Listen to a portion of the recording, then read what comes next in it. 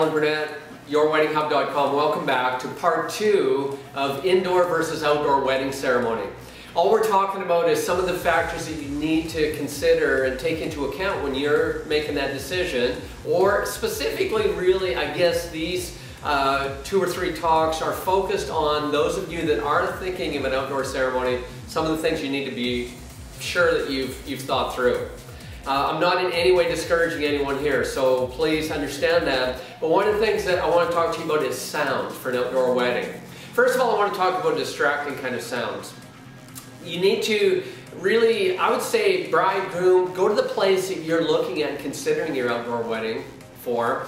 Stand there for 10-15 minutes, just listen to, are there other sounds that go on? I'll give you an example. I was doing a wedding at 5-star hotel here in Vancouver, British Columbia, on the pool deck. It was just a beautiful setting overlooking the ocean, and this couple obviously, I don't think they had any reason to even think that this was going to be happening, but prior to the Vancouver Olympics, for about 2 or 3 years, there was a construction site that was going on that they had 2 pile drivers going.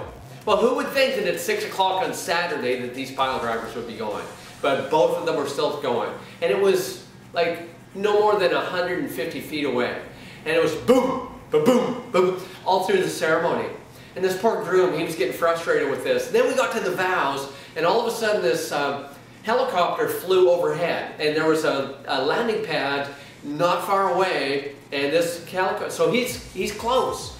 And it was right in the middle of the vows, and by this time the groom was getting frustrated. So we all just kind of turned and looked at this helicopter, gave the guy a dirty look. He didn't even notice us there, obviously.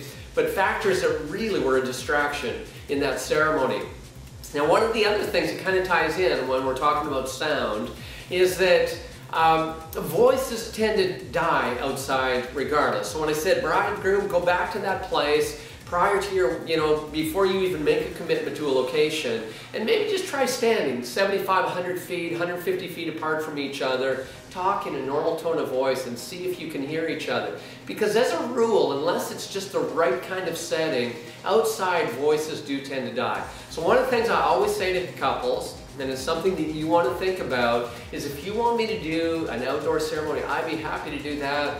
But we need to get some kind of an amplification system. My sister and her family were at a wedding that I performed once, and after the wedding was all done, I was feeling pretty cocky. I thought they'd done a great job of, it was just a touching wedding. I said, so what did you think?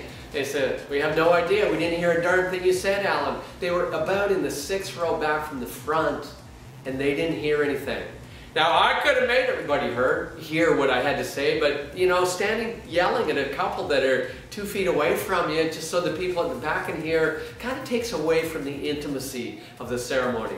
So those are some factors you want to think about. Now, come back tomorrow for part 3 of planning your indoor versus outdoor wedding ceremony, and I just want to give you some tips that I think are going to help you have a wedding that's over the top. See you tomorrow on yourweddinghub.com.